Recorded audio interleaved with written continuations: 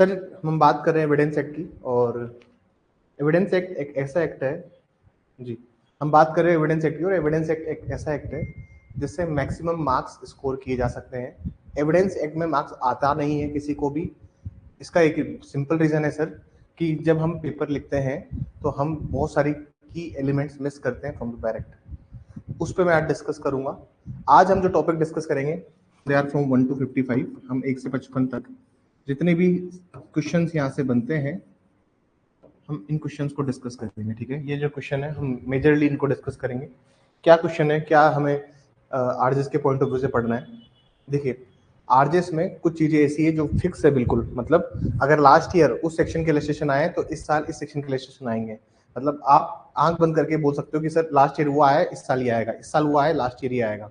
तो मतलब कुछ चीजें ऐसी है सर जो हर साल रिपीट होती है, हर साल रिपीट होती है आरजेस के अंदर। कुछ सेक्शंस ऐसे हैं जिसके इलस्ट्रेशन अगर लास्ट ईयर सेक्शन 43 का इलस्ट्रेशन आया है तो इस साल सेक्शन 14 का इलस्ट्रेशन आएगा। अब मैं क्या है, कैसे है, किस तरह से उसको करना है, क्या अप्रोच आपको लेकर चलनी है सर, ये आप सुन लीजिए और आप समझ लीजिए। सबसे पहले मैं बात करता हूँ डेफिनेशन क्लोज से। सबसे पहले मैं डेफिनेशन क्लोज से स्टार्ट करता हूँ। सबसे पहले डेफिनेशन है फैक्ट इन इशू। सबसे पहली जो डेफिनेशन है वो है फैक्ट इन इशू। जैसे फैक्ट इन इशू के बारे में बात करता हूँ मैं, विवादक तथ्य के बारे में बात करता हूँ। फैक्ट इन इशू की जो डेफिनेशन है उसके रिगार्डिंग प्रॉब्लम कहाँ आती है। जैसे मान लीजिए फैक्ट इन इशू की डेफिनेशन एग्जाम में आई, विवादक तथ्य की डेफिनेशन एग्जाम में आई, तो उसमें आपको स्पेसिफिकली मेंशन करनी पड़ेगी कुछ चीजें। जैसे फैक्ट इन इशू की आप डेफिनेशन पढ़ेंगे बैरेट के अंदर, तो उसमें 3 एलिमेंट्स हैं। उसके एलिमेंट्स है sir existence, non existence, existence, non-existence. Another one is nature, extent, and the third one is liability, disability.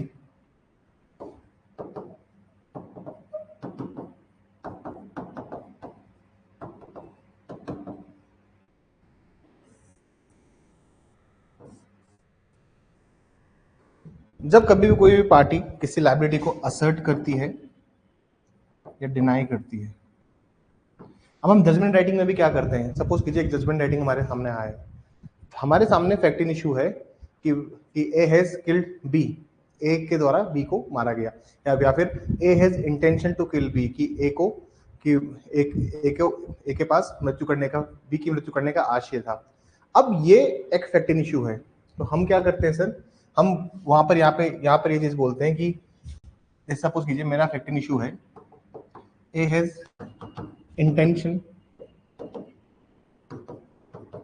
To kill B, A has intention to kill B.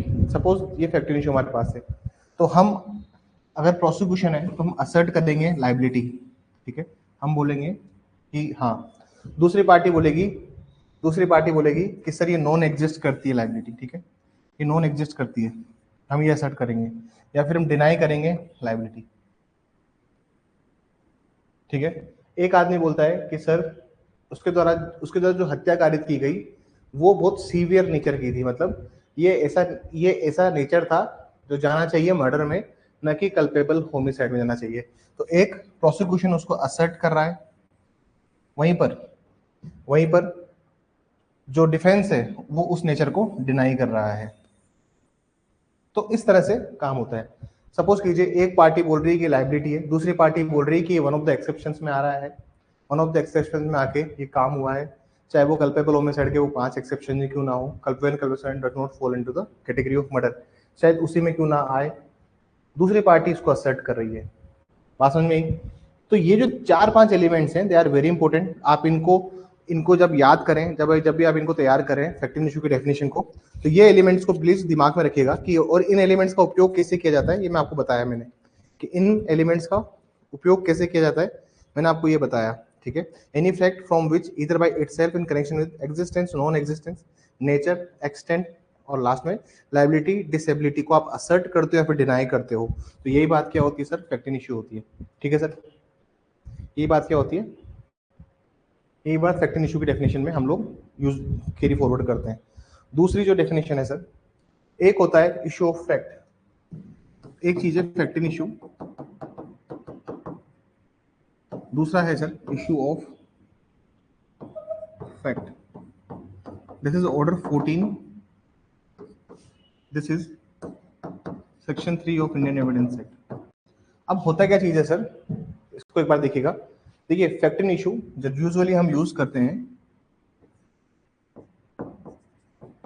Criminal cases में, विवादक तथ्य यहाँ लेके आते हैं और तथ्यों के विवादक इशू ऑफ फैक्ट हम ये लेके आते हैं सिविल में. सिविल में जो इश्यूज होते हैं, सिविल में जो इशू हम लोग बनाते हैं, विवादक बनाते हैं, वो वेदर से बनाते हैं.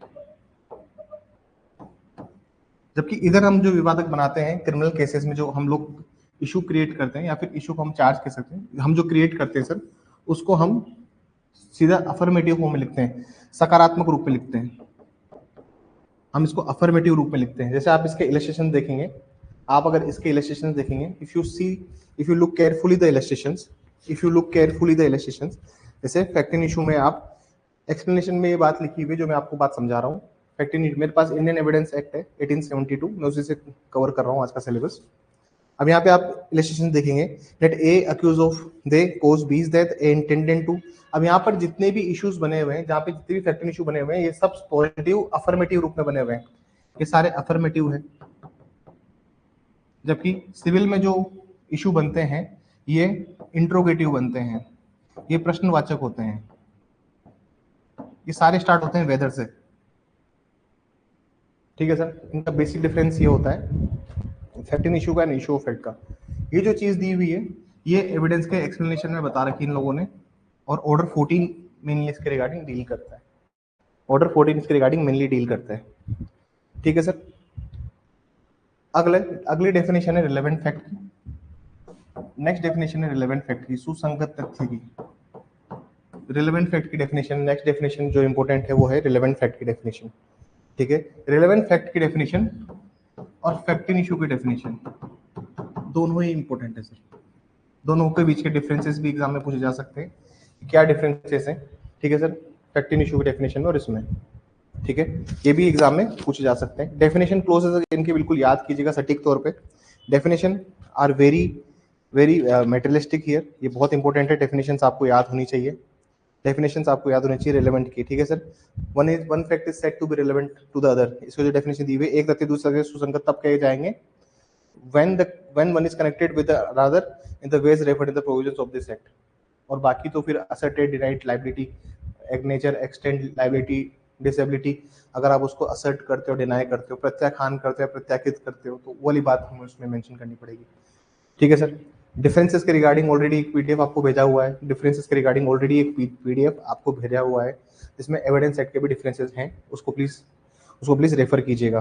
Kindly refer the such PDF. ठीक है, उसको रेफर कीजिएगा. अगला जो डिफरेंस होता है, नेक्स्ट जो डिफरेंस यहाँ से आता है, एक आता है डॉक्यूमेंट में और इंस्ट्रूमेंट में डिफरेंस.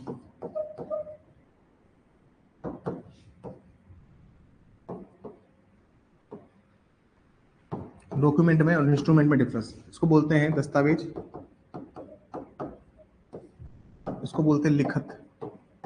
क्या अंतर होता है दोनों में क्या अंतर होता है सर? डॉक्यूमेंट की डेफिनेशन जो है आपको एविडेंस में भी मिलेगी और आईपीसी में भी मिलेगी. इन दोनों एक्ट में डॉक्यूमेंट की डेफिनेशन दी हुई है. लेकिन इंस्ट्रूमेंट की जो डेफिनेशन है ये दी है 214 इंडियन स्टाम्प एक्ट.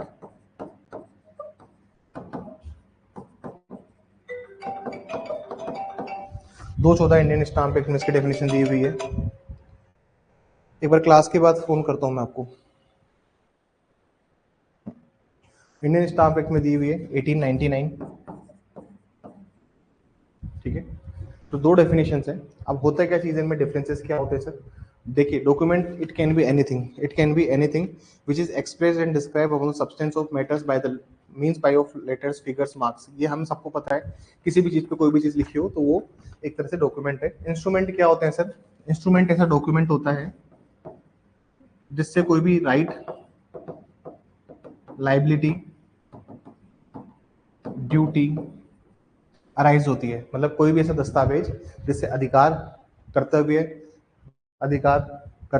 ये सब उस दस्तावेज से प्राप्त हो तो उसको हम इंस्ट्रूमेंट कहते हैं. ठीक है सर. जैसे कॉन्ट्रैक्ट एक इंस्ट्रूमेंट है क्योंकि उससे आपको एक अधिकार मिल रहा है. लीज डीड एक इंस्ट्रूमेंट है. सेल डीड एक एक इंस्ट्रूमेंट है। इंस्ट्रूमेंट बहुत ज़्यादा वाइड डॉक्यूमेंट होता है। विल एक इंस्ट्रूमेंट है, ठीक है सर। तभी तो हम लोग करते हैं rectification of instrument, cancellation of instrument. याद कीजिए सर, 26 हो गया, 31 32 हो गया, हम वो सब कुछ क्यों कर रहे थे? क्योंकि सर वो चीज़ में दी हुई है। Repeating my point. तो इंस्ट्रूमेंट खुद में कोड बड़ा डॉक्यूमेंट है, इसको प्लीज कीजिएगा। अगली डेफिनेशन जो एग्जाम में पूछी जाती है 2-2 नंबर में, जैसे 6 नंबर का सवाल दे देंगे आपको, और 6-6 नंबर के सवाल में पहले एक टाइम था जब 6 नंबर में मे प्रेज्यूम, शेल प्रेज्यूम और कंक्लूसिव प्रूफ 6 नंबर में तीनों को पूछ लिया। लेकिन आजकल ऐसा नहीं हो रहा है सर, आजकल ऐसा नहीं हो रहा है, ठीक है, आजकल ऐसा नहीं हो रहा है। आजकल जैसे आपसे शेल प्रेज्यूम पूछ लिया, जैसे 6 नंबर में आपसे शेल प्रेज्यूम पूछ लिया पहला, दूसरा आपसे पूछ लिया, दूसरा आपसे डिस्प्रूव्ड पूछ लिया, तीसरा आपसे हॉस्टाइल पूछ लिया, हॉस्टाइल की डेफिनेशन पूछ ली। तो दे कैन आस्क एनीथिंग, मतलब अब सिर्फ जैसे मान लीजिए 3 डिफरेंसेस हैं, तो 3 डिफरेंसेस के अलावा भी डिफरेंसेस पूछे जा सकते हैं। क्वेश्चन लिखिए, कोई क्वेश्चन लिखिए, क्वेश्चन लिखिए। What do you mean by proved, disproved, not proved? What do you mean by proved, disproved, not proved? साबित, ना साबित, साबित, ना साबित, साबित नहीं हुआ के मध्य अंतर, साबित, ना साबित, साबित नहीं हुआ के मध्य अंतर। अगला सवाल लिखिए। What do you mean by evidence? What do you mean by evidence? What do you mean by evidence? What do you mean by evidence? Evidence. अगला सवाल लिखिए सेक्शन 4 से, अगला सवाल लिखिए सेक्शन 4 से, सेक्शन 4 से देखिए, मैं एविडेंस में अगर आपको मार्क्स लेके आने हैं तो एक बात बिल्कुल श्योर करके चलिए कि वर्ड्स याद होने चाहिए सर, वर्ड्स, इसी से मार्क्स मिलेंगे, अदरवाइज मार्क्स नहीं मिलेगा।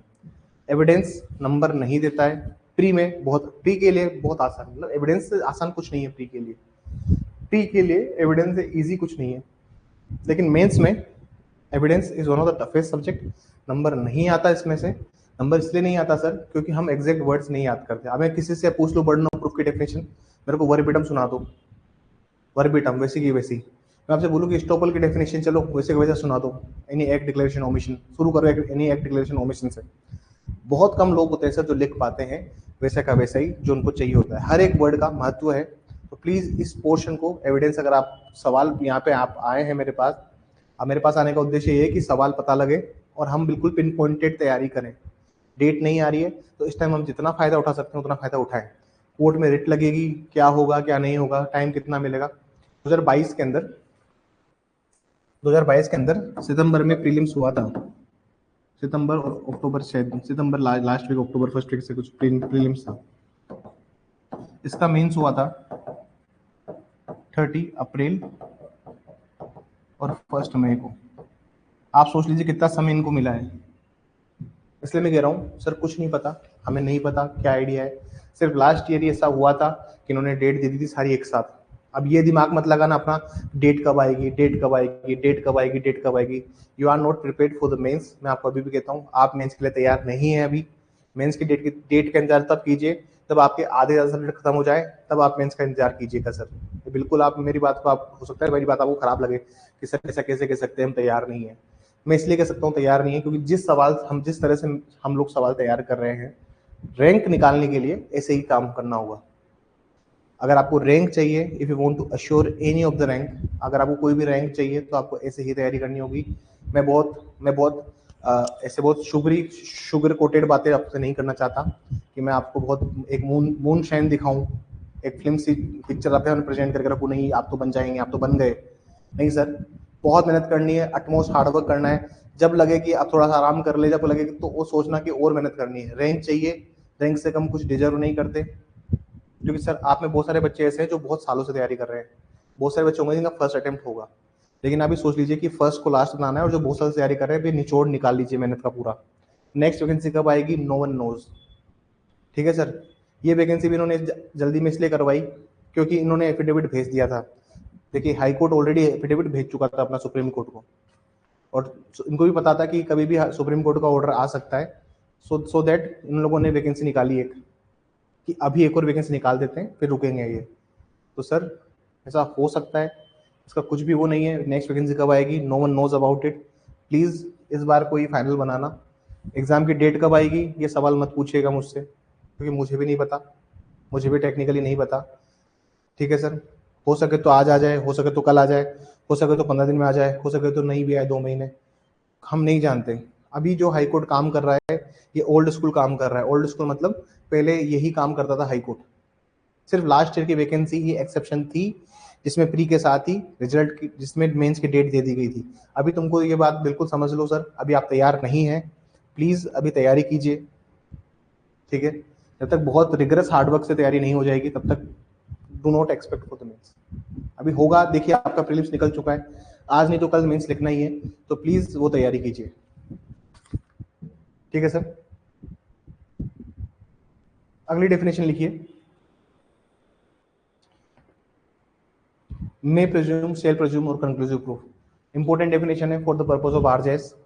3 नंबर में पूछा आ सकता है, 3 नंबर में भी पूछ सकते हैं सर इसको, एक एक करके 1 मार्क्स में, कोई भरोसा नहीं है। 3 चीजें हैं, may presume, shall presume, conclusive proof. ठीक है सर, इसको प्लीज कीजिएगा। ठीक है, सेक्शन 6 रेस जेस्ट है। अब 4 है बीएनएस में, बीएन उसमें बीएसए में 4 है, अब इधर 6 है। ठीक है ना, रेस जेस्ट है, रेस जेस्टे की मैं बात करता हूँ, रेस जेस्टे की मैं बात करता हूँ सर। इसके जो इलस्ट्रेशंस हैं दे आर वेरी इंपॉर्टेंट। इसके जो इलस्ट्रेशंस हैं दे आर इंपॉर्टेंट, इलस्ट्रेशंस को स्किप मत कीजिएगा। जो इलस्ट्रेशंस मैं आपको इंपॉर्टेंट बता रहा हूँ इलस्ट्रेशंस प्लीज पढ़ के जाइएगा। ठीक है ना सर, ऊपर नीचे कर सकते हैं ये लोग, ये जैसे यहाँ पे ए लिखा हुआ है, वहाँ पर राम श्याम मोहन कुछ भी नाम लिख सकते हैं सर ये लोग यहाँ पे, और ये हाईकोर्ट ऐसे ही करता है जैसे। ठीक है सर, एक केस का नाम लिखिए, एक क्वेश्चन लिखिए, what is circumstantial evidences, what is circumstantial evidences, what is circumstantial evidences, what is circumstantial evidences. Case का नाम लिखिए, शरद ब्रिजेशन शारदा। केस का नाम बिल्कुल सही लिखना सर।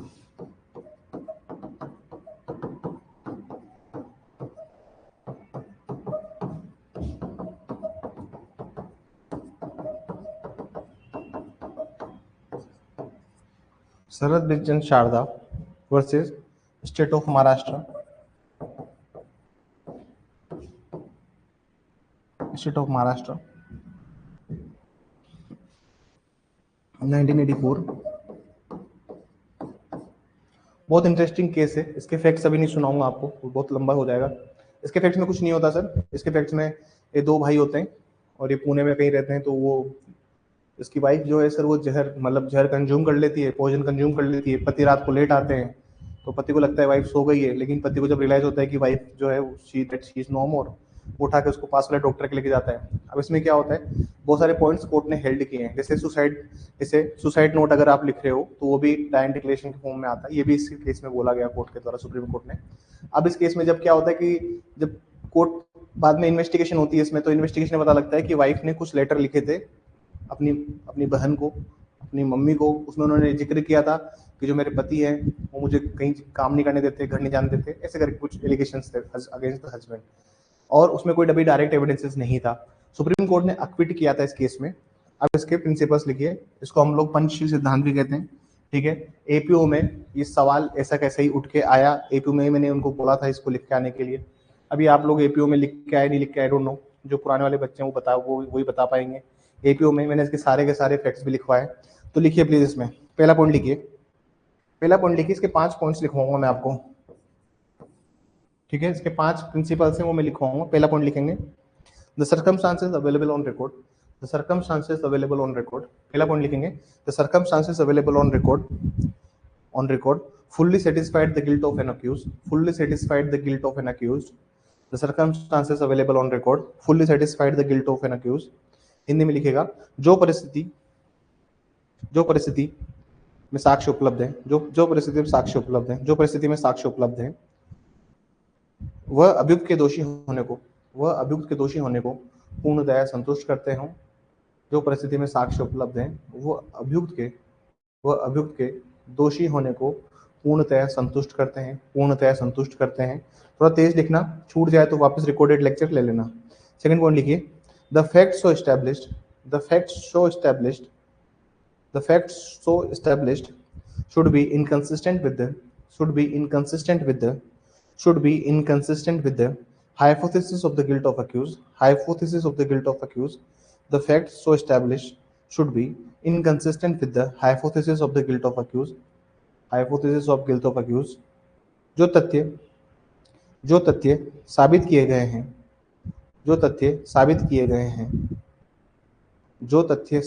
गए हैं अभियुक्त के दोषी होने की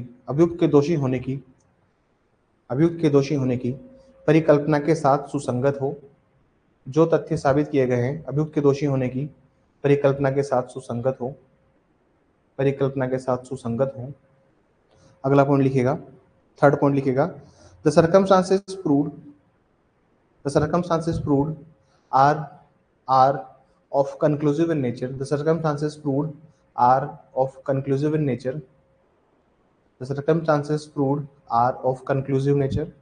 परिस्थितियां जो साबित कर दी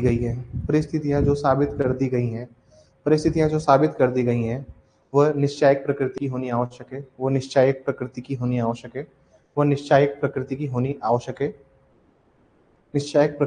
आवश्यक है। चौथा पॉइंट लिखेगा, the circumstances excludes any other hypothesis.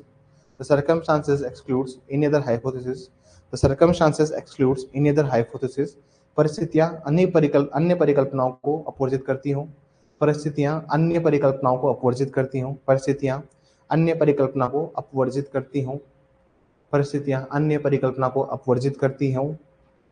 पांचवा पॉइंट लिखिए,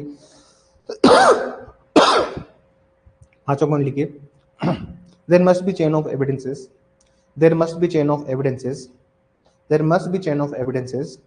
which are causing higher probable with the guilt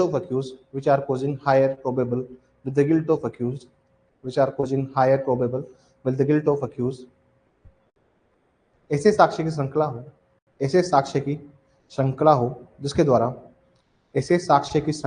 जिसके द्वारा अभियुक्त का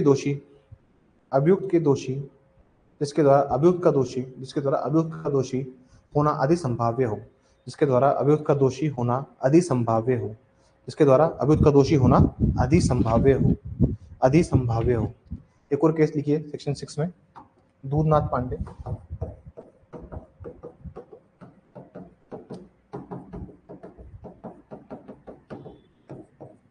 Dudhnath Pandey. Versus state of UP.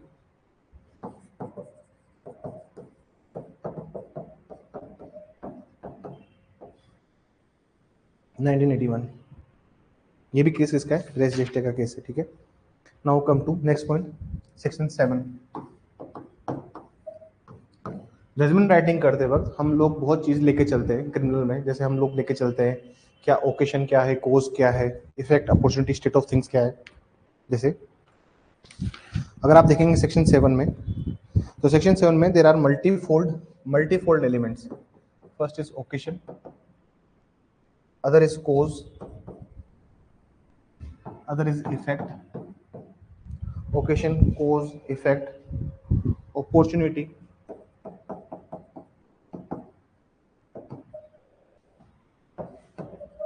State of things. अब ये सब चीजें होती क्या है उसको समझ लीजिए एक बार। प्रसंग हेतु परिणाम, हिंदी में एक बार लिख देता हूं मैं।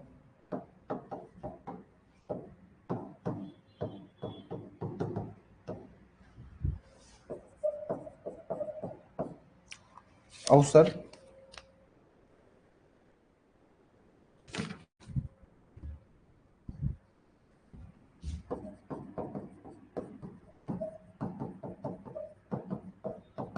थोड़ा सा समझने की कोशिश करना जजमेंट राइटिंग के पॉइंट ऑफ व्यू से। इंडिविजुअली नहीं पूछा जाता, इंडिविजुअली एक एलिमेंट उठ के नहीं आएगा एग्जाम में। आरजेएस में ऐसे नहीं पूछेगा कि ओकेशन समझाओ, कोज समझाओ, इफेक्ट समझाओ। They will not ask this type of question. Judgment writing के पॉइंट ऑफ व्यू से एविडेंस का ये जो पोर्शन है जो हम समझ रहे हैं ये बहुत रिलेवेंट है। रिलेवेंट किस पॉइंट ऑफ व्यू से, मैं वो आपको समझाता हूँ। जैसे सपोज कीजिए ये जो ओकेशन है, ओकेशन ही अपॉर्चुनिटी को जन्म देता है सर। ये जब दोनों चीजें साथ मिलती है तो बनता है ऑफेंस, ठीक है। एक महिला रात को 12:30-1 बजे अकेली कहीं घूम रही है, ऐसे एरिया में घूम रही है जो area it is not safe for woman. ठीक है, जैसे हम लोग बात करते हैं निर्भया वाले मामले की। ठीक है, ऐसा प्रसंग बना कि निर्भया मूवी देख के निकली रात को 8:30-9 बजे, उसको कोई अदर बसेस या कोई भी कैब, या उस टाइम तो कैब वगैरह नहीं चलती थी, लेकिन उसको उसको कुछ भी नहीं मिल रहा था, उसको ऑटो वगैरह नहीं मिला, लेकिन उसको एक खाली आती हुई बस मिली जिसमें उसने हाथ दिया। उस प्रसंग से, उस ओकेशन से एक अपॉर्चुनिटी क्रिएट हुई, अपॉर्चुनिटी क्रिएट हुई फॉर दोज अक्यूज्ड, अक्यूज के लिए एक अपॉर्चुनिटी क्रिएट हुई, अवसर क्रिएट हुआ अक्यूज के लिए, और वहां पर ऑफेंस हुआ, offence of rape and murder. ठीक है सर। कोज क्या होता है? कोज क्या होता है सर? कोज होता है हर चीज के पीछे का कारण। ये सब एक फैक्ट है, जैसे ओकेशन एक फैक्ट है, अपॉर्चुनिटी एक फैक्ट है, कोज एक फैक्ट है, इफेक्ट एक फैक्ट है, स्टेटमेंट ऑफ थिंग जो स्टेट ऑफ थिंग्स है ये भी एक फैक्ट है। हर एक चीज तथ्य है और तथ्य से ही तथ्य बनता है। देखिए जजमेंट आधारित होता है कुछ चीजों पर, हम 165 पे आप प्रोवाइजो पढ़ेंगे, जजमेंट आधारित होता है हमेशा। जजमेंट जो आधारित होता है वो होता है जो उन फैक्ट्स पे जो कि रिलेवेंट है, और वो फैक्ट जो कि ड्यूली प्रूव्ड हो चुके हैं। समझना सर, दो चीजों पे जजमेंट बेस्ड होता है और दोनों चीज साथ में होती है। पहली चीज तो रिलेवेंसी होनी चाहिए हर फैक्ट की जिसके भी ऊपर आप जजमेंट लिख रहे हो। आप जजमेंट ऐसे फैक्ट पे नहीं दे सकते जो कि रिलेवेंट नहीं है। दूसरा, वो फैक्ट जो कि रिलेवेंट है उसको आपने ड्यूली प्रूव किया हो। समझ में?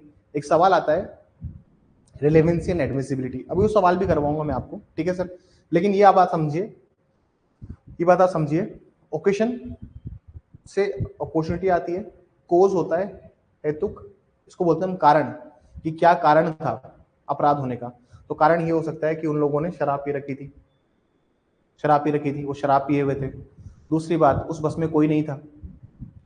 तीसरी बात, तीसरी बात वो बस जो थी उसके पास परमिट ही नहीं था। मैं निर्भया के केस में बात कर रहा हूँ। इफेक्ट, इफेक्ट होता है परिणाम, अपराध को किए जाने का परिणाम। जैसे बोलते हैं कि कोई एक्ट किया है, कोई एक्ट हुआ है, जैसे अब हम लोगों ने रोबरी वाला पढ़ा, या फिर हम लोगों ने बाकी क्रिमिनल ब्रीच ऑफ ट्रस्ट का पढ़ा। अब जब कभी भी कोई अपराध होता है, जब कभी भी कोई ऑफेंस होता है, तो उसका परिणाम, उसका इफेक्ट हम लोग देखते हैं। स्टेट ऑफ थिंग्स मतलब होता है वस्तु की स्थिति।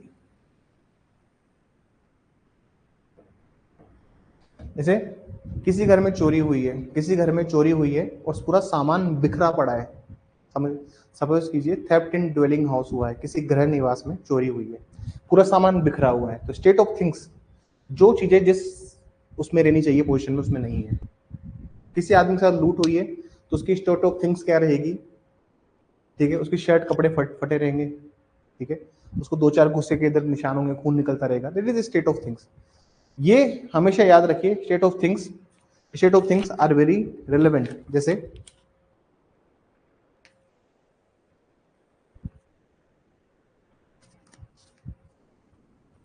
आप इसका इलस्ट्रेशन पढ़िए बी, आप इसका इलस्ट्रेशन पढ़िए B. The question is whether A murdered B. Marks on the ground produced by a struggle at the nearer places was committed are relevant fact, are relevant fact। ठीक है, अब जमीन पर जो निशान हो गए हैं तो ये इफेक्ट में भी जाएगा और स्टेट ऑफ थिंग्स में भी जाएगा कि वस्तु की स्थिति क्या थी। आपने देखा होगा कि कभी कभी हम लोग नक्शा मौका बनाते हैं, कभी कभी हम लोग नक्शा तैयार कराते हैं, कई एग्जिबिट में नक्शा डलवाते हैं हम लोग की नक्शा मौका बनाया गया by the investigation officer. The investigation officer has prepared the site plan, कहते हैं ना हम लोग साइट प्लान प्रिपेयर किया, उसको एक एग्जिबिट नंबर भी दे देते हैं। वो बात करते हैं स्टेट ऑफ थिंग्स की। ठीक है सर, वो स्टेट ऑफ थिंग्स के रिलेटेड है। एक एक एलिमेंट उठ के नहीं आएगा एग्जाम के अंदर, मेंस के अंदर, बट ये एलिमेंट्स आप जजमेंट राइटिंग में इनकलकेट करेंगे। मैं जजमेंट राइटिंग की छोटी सी क्लास में सब कुछ नहीं बता सकता, लेकिन मैं आपको जहां जहां पे उसका रिलेवेंट चीज आएगी मैं आपको उसको डिस्कस करूंगा। समझ में आया? एक बार बताइए मुझे ऑनलाइन वाले बच्चे please.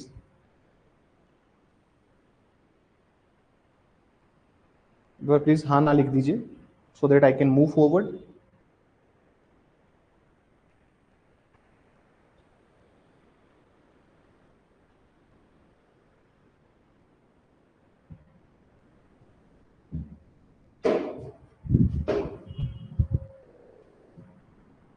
Very well, okay, very well then, okay. अब यहाँ से क्लास, यहाँ से एक और चीज बनती है जैसे जब कभी भी सर, एक और बात सुनिएगा, जब कभी भी अपॉर्चुनिटी होती है, अवसर होता है, तो यहाँ से एक थ्योरी निकलती है, यहाँ से एक थ्योरी निकलती है, उस थ्योरी को बोलते हैं हम लोग last seen theory. We call it last seen theory.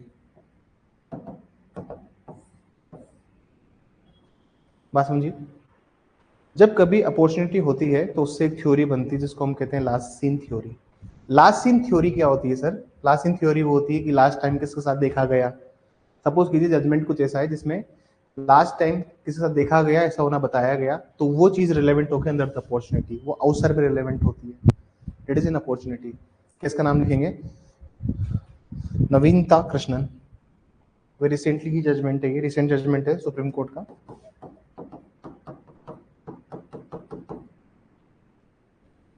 नवीनता कृष्णम,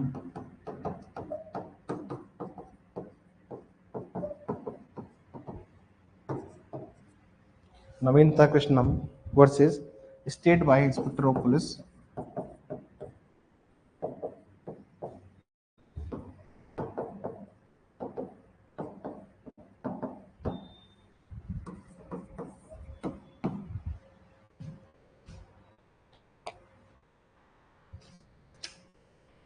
लिखिए, द लॉ प्रेज्यूम्स दैट, विधि उपधारणा करती है कि, द लॉ प्रेज्यूम्स दैट, विधि उपधारणा करती है कि, लिखिए प्लीज 2018 गाइडलाइंस इसमें, द लॉ प्रेज्यूम्स दैट, विधि उपधारणा करती है कि, point number one, the person who was last seen in the company, the person who was last seen in the company with the victim, has committed the offense,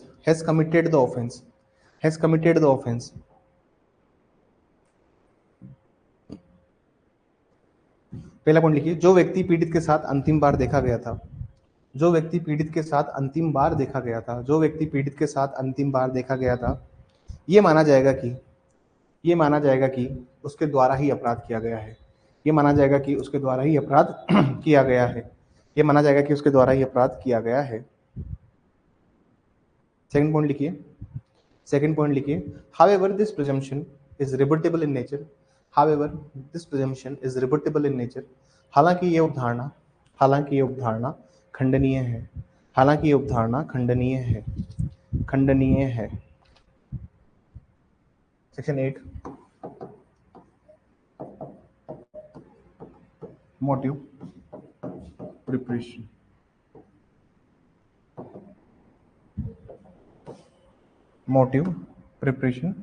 The last one is conduct. Motive, preparation and conduct. देखिए sir, motive है, preparation और conduct है। Motive में क्या अंतर होता है, motive और इंटेंशन में क्या अंतर होता है, ये समझते हैं थोड़ा सा हम लोग। मोटिव और इंटेंशन में क्या अंतर होता है? देखिए, मोटिव बहुत इंपॉर्टेंट है। ऐसा है कि अगर आपने कोई मर्डर केस है, उसमें अगर आपने मोटिव एस्टेब्लिश कर दिया, किसी मर्डर केस में अगर आपने मोटिव को एस्टेब्लिश किया है, तो फिर आप कल्पेबल होमिसाइड में सजा नहीं दे सकते। दोबारा सुनिए, अगर किसी मर्डर केस में आपने मोटिव को एस्टेब्लिश कर दिया है, if you establish certain motive, तो आप फिर कल्पेबल होमिसाइड में पनिशमेंट नहीं कर सकते। द रीजन इज, मोटिव जो चीज है ये प्री डिटर्मिनेशन ऑफ माइंड से आता है।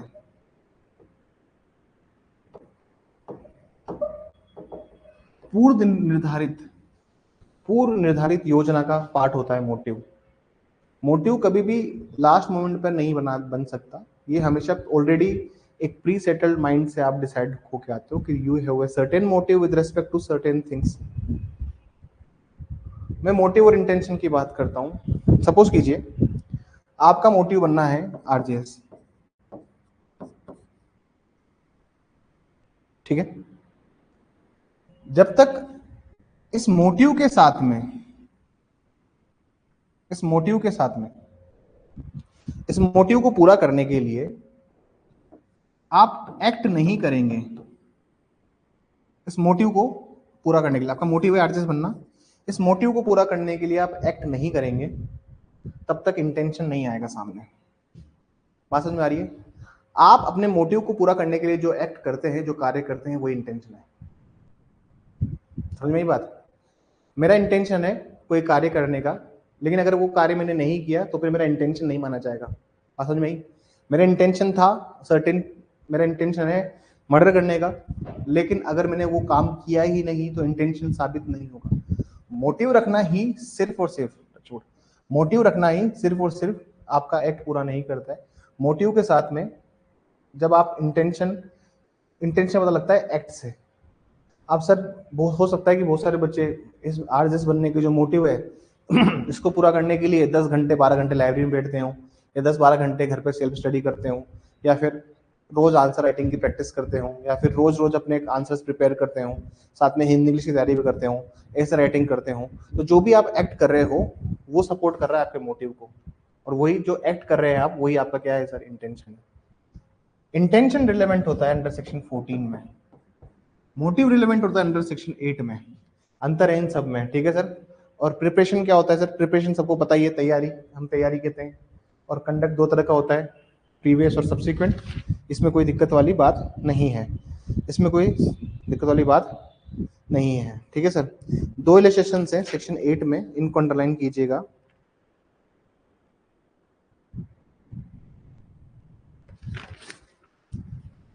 दो इलस्ट्रेशन है सेक्शन 8 में, एक तो इलस्ट्रेशन है जे और एक इलस्ट्रेशन है के।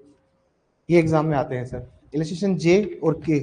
सेक्शन 8 में 2 इलस्ट्रेशन है, जे और के। ये जे और के जिस पर बेस्ड है वो है एक्सप्लेनेशन नंबर 1 पर। सेक्शन 8 का एक्सप्लेनेशन नंबर 1 है, स्पष्टीकरण 1, उस पर आधारित है। इसमें लिखा हुआ है statement the conduct does not include statement, ठीक है सर? कि आचरण शब्द के अंतर्गत कथन नहीं आते हैं, आचरण शब्द के अंतर्गत कथन नहीं आते हैं। तो जे और के इस तौर पे बेस्ड है। तो जे और K is important for the purpose of mains examination, ठीक है sir? Purpose of mains examination दोनों इलस्ट्रेशन इंपॉर्टेंट है, ठीक है? ठीक है,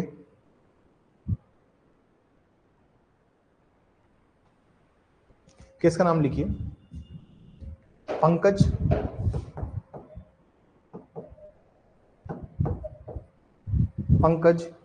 versus state of Rajasthan.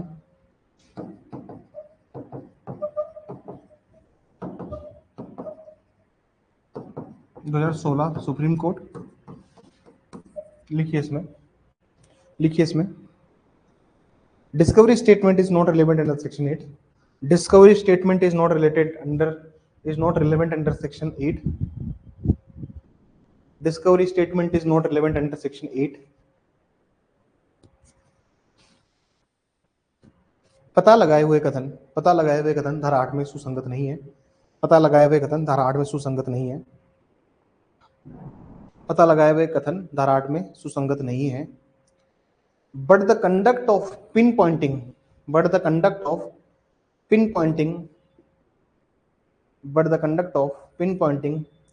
of the place is relevant.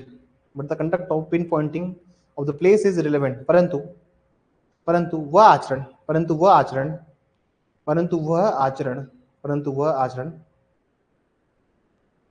वह आचरण जो कि किसी स्थान को दर्शित करता है, वो सुसंगत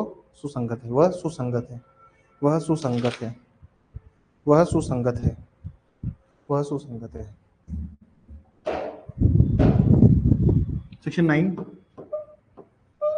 सेक्शन 9 5 चीजों के लिए रिलेवेंट है सर, 5 चीजों के लिए रिलेवेंट है, लेकिन मोस्ट ऑफ द स्टूडेंट और एग्जाम में भी यही पूछा जाता है, डिस्कवरी ऑफ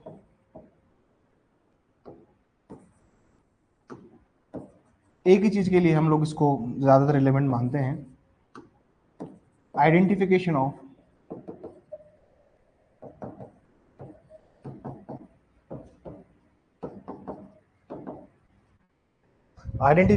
पर्सन और थिंग। सेक्शन 9 में 5 चीजें जो कि रिलेवेंट होती है। मैं आपको एक एक चीज दिखा देता हूँ। सेक्शन 9 में 5 चीजें क्या क्या रिलेवेंट होती है, किन 5 चीजों को रिलेवेंट मानते हैं सेक्शन 9 के अंदर, लेकिन हम लोग सिर्फ एक ही चीज को फोकस करते हैं, ठीक है, सबसे पहला तो आता है फैक्ट्स नेसेसरी टू एक्सप्लेन और introduce the fact in issue relevant fact. आप याद करो एक जजमेंट मैंने लिखा था, उसमें सेक्शन 9 के अंदर वो चीज़ रिलेवेंट लिखी थी जहाँ पर वो फैक्ट बता रहा है। जैसे याद करो क्रिमिनल ब्रीच ऑफ ट्रस्ट का जजमेंट हमने लिखा था, और उस जजमेंट में मैंने आपको बताया था कि इसमें क्या होता है, वो बैंक मैनेजर आता है, वो आके स्टेटमेंट देके जाता है कि इसको मैंने रिक्रूट किया था, या फिर हम इसको हमने ऑफिस का जो मैनेजर होता है जिसने उसको रिक्रूट किया था, तो जो भी तथ्य बता रहा है कि हमने इसको इस दिन रिक्रूट किया, इसका अपॉइंटमेंट लेटर ये है, इसका अपॉइंटमेंट लेटर इस डेट को इश्यू हुआ, जो भी चीज वो बता रहा है वो सब चीजें सेक्शन 9 के फर्स्ट पॉइंट पे रिलेवेंट है। मतलब सेक्शन 9 में 5 चीजें रिलेवेंट है। पहली चीज तो रिलेवेंट है फैक्ट नेसेसरी टू एक्सप्लेन और introduce fact in issue relevant fact, वे तथ्य जो विवादक तथ्य सुसंगत तथ्य के स्पष्टीकरण या पुनर्स्थापन के लिए आवश्यक है। पहली चीज तो ये रिपोर्ट, ये इंपॉर्टेंट है। दूसरी चीज क्या इंपॉर्टेंट है सर, यहाँ से वो फैक्ट जो सपोर्ट या रिबर्ट करेंगे influence suggested by the fact in issue, जो चीज सपोर्ट करते हैं या रिबर्ट करते हैं फैक्ट इन इशू को या फिर रिलेवेंट फैक्ट को, वो चीज रिलेवेंट है सेक्शन 9 के इस पॉइंट में। दूसरा पॉइंट ये रिलेवेंट है। तीसरा पॉइंट क्या रिलेवेंट है, तीसरा पॉइंट क्या रिलेवेंट है, तीसरा पॉइंट क्या सुसंगत है, वो फैक्ट जो एस्टेब्लिश करते हैं identity of anything of person. ये जो लाइन है ना सर, ये थर्ड पॉइंट जो है इसका, वे तथ्य जो किसी वस्तु या व्यक्ति जिसकी अनंतता सुसंगत और अनंतता स्थापित करते हैं। ये जो थर्ड पॉइंट है, ये थर्ड पॉइंट है टीआईपी। मतलब सेक्शन 9 सिर्फ टीआईपी नहीं है, सेक्शन 9 का one of the element is TIP. चिनाक परेड एक एलिमेंट है, सेक्शन 9 पूरा टीआईपी नहीं है, बिल्कुल दिमाग से बात निकाल देना। सेक्शन 9 का बहुत यूज होता है, section 9 is very important at the time of trial. चौथा पॉइंट देखिए, चौथा पॉइंट देखिए, जब भी किसी से रिलेशंस एस्टैब्लिश होते हैं, जब भी कोई भी प्लेस है, place at which any fact in issue relevant fact happen, मतलब जब कोई स्थान जहां पर विवादक तथ्य सुसंगत तथ्य घटित हुआ हो। अगर मर्डर जयपुर में हुआ है तो जयपुर को एस्टैब्लिश क्यों हुआ है, जयपुर में ही क्यों मर्डर हुआ, क्योंकि जयपुर में वो आदमी रहता था और उसका मर्डर करने के लिए वो यहाँ आया, तो ये चीज यहाँ रिलेवेंट है। पांचवी चीज, और show the relation of the parties by whom any such fact was transacted are relevant, कि जो उन पक्षकारों संबंध दर्शित करते हैं, जो भी पक्षकारों के बीच में जो संबंध होता है, जो भी रिलेशन ऑफ द पार्टीज होता है, उसको जो चीज बताती है वो चीज भी क्या है सर, रिलेवेंट है।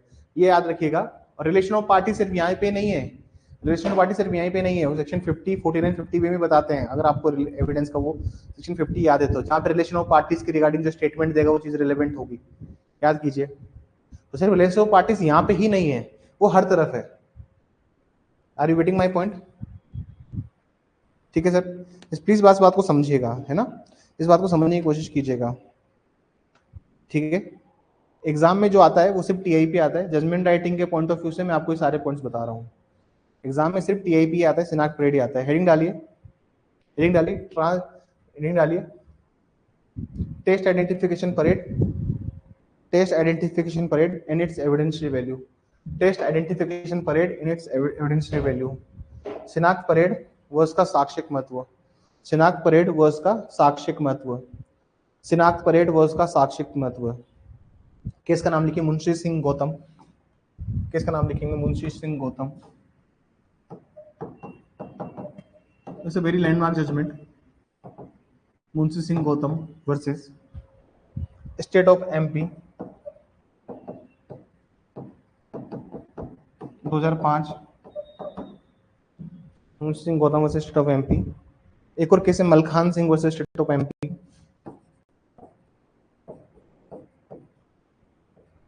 Malkhan Singh versus state of MP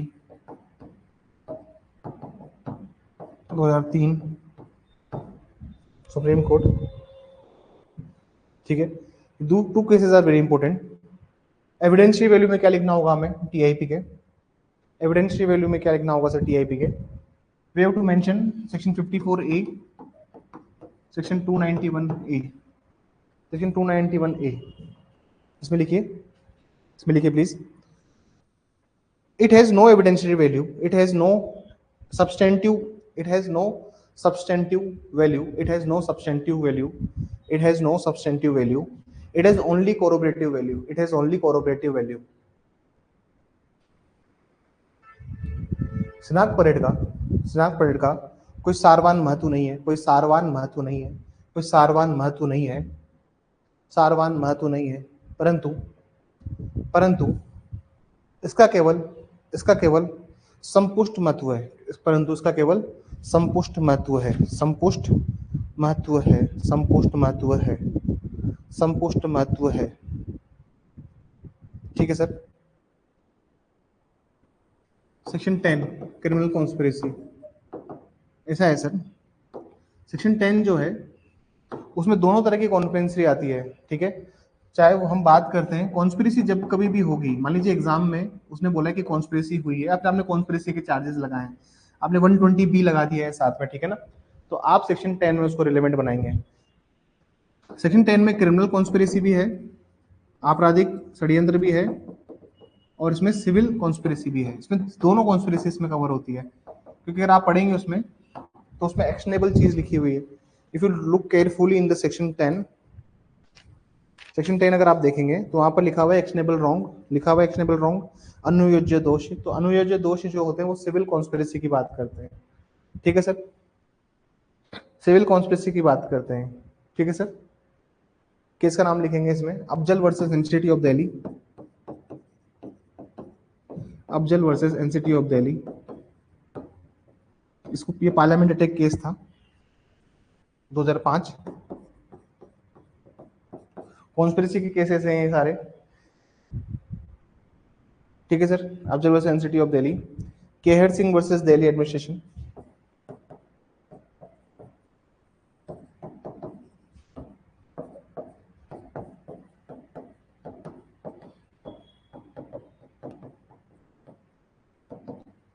Kehar Singh versus Delhi administration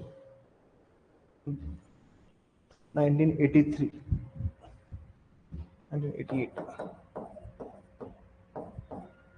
1988 supreme court. ठीक है sir, Afzal versus NCT of Delhi, Afzal versus NCT of Delhi versus Kehar Singh versus Delhi administration 1988।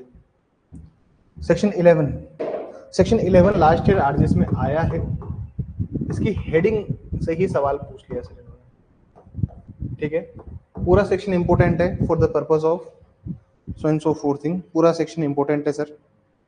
ठीक है, पूरा सेक्शन इंपॉर्टेंट है। किसका नाम लिखेंगे? Darshan Singh versus state of Punjab,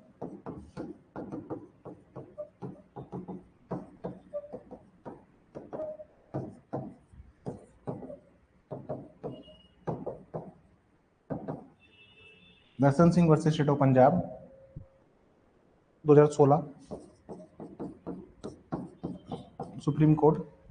इसमें लिखिए, इसमें लिखिए for the purpose of plea of alibi, for the purpose of plea of alibi, अन्यत्र उपस्थिति के साक्ष्य में, अन्यत्र उपस्थिति के साक्ष्य में, अन्यत्र उपस्थिति के साक्ष्य में, साक्ष्य में सबूत का भार, in the for the purpose of plea of alibi, the burden of proof, the burden of proof, the burden of proof is not per section 105 of Indian Evidence Act, the burden of proof not as per section 105 of Indian Evidence Act, सबूत का भार धारा 105, धारा 105 साक्ष्य अधिनियम के तहत नहीं होगा, धारा 105 साक्ष्य अधिनियम के तहत नहीं होगा।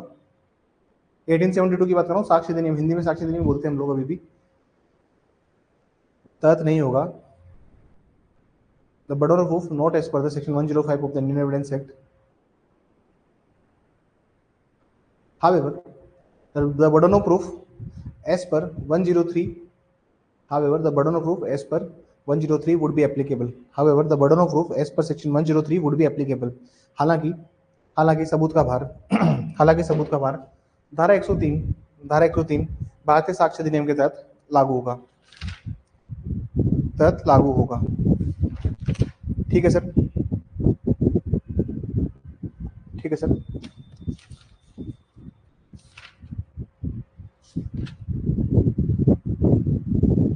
You can skip section 12 and 13.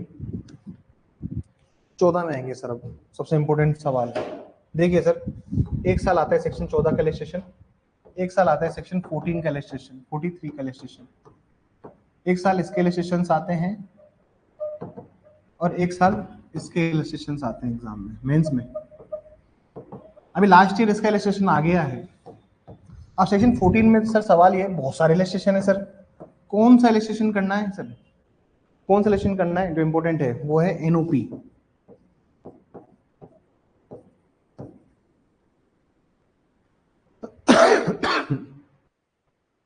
कौन सा इंपॉर्टेंट है? एनओपी। एन पे आइए प्लीज, सेक्शन 14 के एन पे एन इलस्ट्रेशन पे आइए। एनओपी इज इंपॉर्टेंट है। A choose B for negligence is providing him with the carriage for hire not reasonably fit. ये साल आगे सर आरएसएस के प्री में आपके नॉट रीजनेबली फिट, और मैं प्री के पहले ही बोल चुका था बच्चों को कि देखिए एनओपी इंपॉर्टेंट है प्री के पॉइंट ऑफ व्यू से भी, नाम पते चेंज कर देगा लेकिन आएगा यही। The fact that B's attention was drawn on the other occasion to defect of that particular carriage is irrelevant. The fact that B was habitually negligent about the carriage is let higher is irrelevant. ये तीनों जो illustrations हैं NOP, ये explanation number 1 इसमें आपका mention करना होगा। explanation number 1 इसमें आप क्या मेंशन करेंगे? explanation number 1, क्योंकि देखिए ऐसा होता है कि आप फैक्ट जो रिलेवेंट एक्सप्लेनेशन नंबर 1 में पढ़ेंगे, A fact relevant as showing the existence of a relevant state of mind must show that the state of mind exist, not generally. आप जनरली बात नहीं कर सकते, आप एक स्पेसिफिक बात करोगे।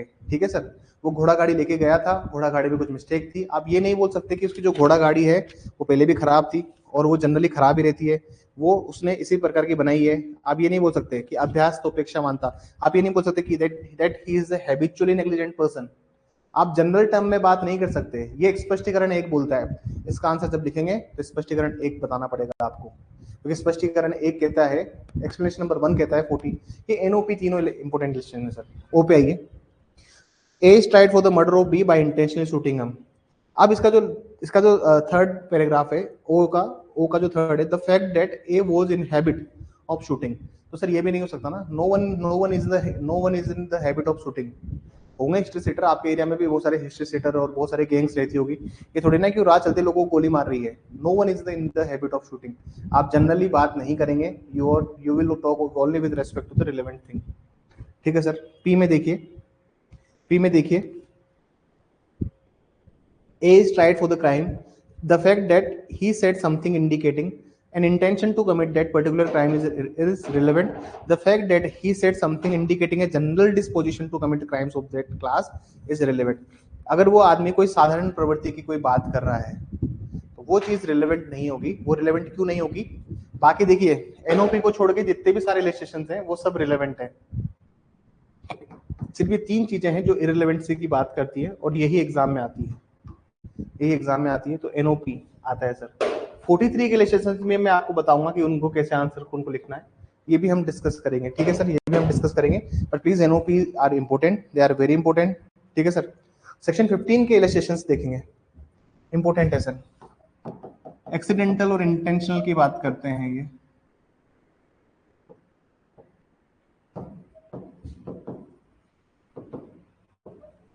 ये बात करते हैं एक्सीडेंटल की और इंटेंशनल की बात करते हैं। एक्सीडेंटल की अगर जहाँ पे हम बात करते हैं, इसके इलस्ट्रेशंस इंपॉर्टेंट है सर। कोई चीज एक्सीडेंटल है, कोई चीज आकस्मिक हुई है या किसी चीज को साक्ष्य किया गया है, इस चीज का पता लगता है 15 से। इलस्ट्रेशंस इंपॉर्टेंट है, प्लीज इलस्ट्रेशंस को कीजिएगा। अगला सवाल आता है, what do you mean by admission? What do you mean by admission? सवाल लिखिए, what do you mean by admission? स्वीकृति से क्या अभिप्राय है? स्वीकृति से क्या अभिप्राय है? You have to mention the definition of admission. Definition of admission आपको उसमें मेंशन करनी होगी। डेफिनेशन ऑफ एडमिशंस आपको उसमें मेंशन करनी होगी। एक और क्वेश्चन लिखिए, who can do the admission? Who can do the admission? स्वीकृति किन व्यक्ति द्वारा दी जा सकती है? स्वीकृति किन व्यक्ति द्वारा दी जा सकती है? स्वीकृति किन व्यक्तियों द्वारा दी जा सकती है? स्वीकृति किन व्यक्तियों द्वारा दी जा सकती है? तो सर इसमें पूरी लिस्ट दी हुई है, कौन कौन सेक्शंस आएंगे उसमें? 18, 19, 20, ये 3 सेक्शंस आपको उसमें मेंशन करने होंगे। ये जो 18 में जो व्यक्ति है वो कर सकता है, 19 में जो व्यक्ति है वो एडमिशन कर सकते हैं, 20 में जो व्यक्ति है वो एडमिशन कर सकते हैं। अगला सवाल लिखिए, what is the evidentiary value of admission? What is the evidentiary value of admission? What is the evidentiary value of admission? स्वीकृति का साक्षिक महत्व क्या है? स्वीकृति का साक्षिक महत्व क्या है? स्वीकृति का साक्षिक महत्व, स्वीकृति का साक्षिक महत्व क्या है? ठीक है सर, स्वीकृति का साक्षिक महत्व क्या है? बात करते हैं सेक्शन 21 की। 21 बताता है कि कोई भी अगर एडमिशन करेगा, अगर एडमिशन करेगा स्वयं के फेवर में, अगर अपने पक्ष में एडमिशन करेगा तो वो इररिलेवेंट है। लेकिन अगर अगेंस्ट में एडमिशन किया, अगर किसी ने भी स्वीकृति दी है स्वयं के विरुद्ध, तो वो चीज रिलेवेंट है। ठीक है। कभी कभी खुद के फेवर में किया गया एडमिशन भी रिलेवेंट बन जाता है, इसके भी एक्सेप्शन है। कभी कभी क्या होता है, खुद के फेवर वाले भी रिलेवेंट हो जाते हैं। इसके जो एक्सेप्शंस हैं उसको भी प्लीज नोट कीजिएगा, ठीक है सर। उसके भी एक्सेप्शंस क्या क्या होते हैं, 21 देख लीजिए एक बार, इसके रिगार्डिंग मैं बात कर रहा हूँ 21 में। जैसे सेक्शन 32 के अंदर कोई चीज रिलेवेंट हो गई है, ठीक है सर। वो जो आदमी ने स्टेटमेंट दिया था वो दुनिया में ही नहीं रहा, वो दुनिया से रुखसत हो चुका है, वो अब हयात हो गए, तो फिर क्या करेंगे हम लोग, उनके स्टेटमेंट को मानेंगे, ठीक है सर। उनके स्टेटमेंट को we will consider their statement कि हाँ स्टेटमेंट आएगा। तो एविडेंशियल वैल्यू जब कभी भी आएगी यू टू मेंशन सेक्शन 21, ठीक है sir.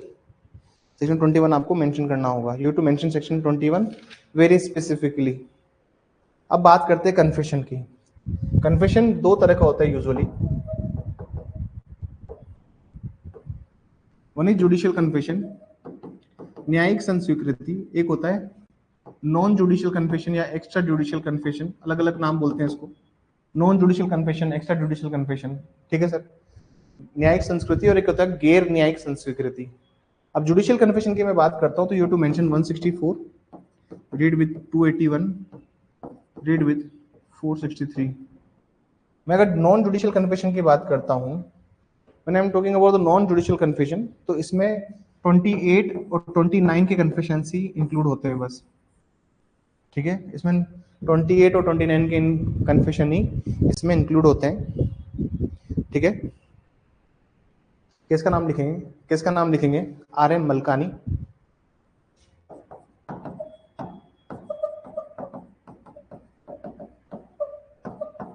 RM Malkani versus state of Maharashtra 1972।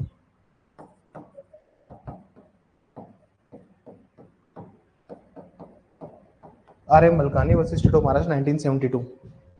RM Malkani, इसमें लिखिए confession by illegal means, confession by illegal means are admissible, confession by illegal means are admissible, अवैध तरीकों से प्राप्त किए गए संस्वीकृतियां, अवैध तरीकों से प्राप्त की गई संस्वीकृतियां, अवैध तरीकों से प्राप्त की गई संस्वीकृतियां, अवैध तरीकों से प्राप्त की गई संस्वीकृतियां, अवैध तरीकों से प्राप्त की गई संस्वीकृतियां ग्राह्य होगी, ग्राह्य होगी, ग्राह्य होगी। अगला लिखिए, what is difference between admission and confession, what is difference between admission and confession, what is difference between admission and confession, confession, what is difference between admission and confession, ठीक है। एक और बात सुन लीजिए, पुलिस को जो स्टेटमेंट आप देते हैं, मतलब पुलिस को जो आपने कन्फेशन स्टेटमेंट दिया है, पुलिस को जो आपने कन्फेशन दिया है, पुलिस को जो आपने संस्वीकृति दी है, या फिर पुलिस कस्टडी में जो आपने दिया है, इंपोर्टेंट लाइन है सर, ध्यान सुनेगा। पुलिस को जो कन्फेशन दिया है या फिर पुलिस की कस्टडी में कोई स्टेटमेंट दिया है, वो कन्फेशन, वो जो स्टेटमेंट है वो इररिलेवेंट नहीं है, वो स्टेटमेंट इररिलेवेंट नहीं है, वो इनएडमिसिबल है। क्या अंतर है, मैं जो बोल रहा हूँ सुनिए। स्टेटमेंट जो दे रहे हो आप, that is not irrelevant, that is not irrelevant, लेकिन दैट इज नॉट एडमिसिबल।